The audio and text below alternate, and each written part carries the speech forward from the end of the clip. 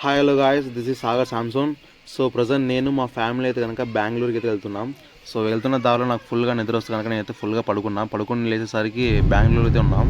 నేను మా చిన్న అడిగాను అనమాట, అయ్యా ఏంద్రా అప్పుడే బెంగళూరుకి వచ్చేసామంటే, బెంగళూరు రావడం ఏంద్రా భయ్, అప్పుడే బెంగళూరుకి వచ్చిన పని కూడా అయిపోయిందని చెప్పేసి అన్నాడు. సో ఇంకా మీరు అర్థం చేసుకొని ఎంత బాగా పడుకుని ఉంటాను. సో బెంగళూరుకి వచ్చిన వెంటనే మా పని అయితే అయిపోయిందనమాట.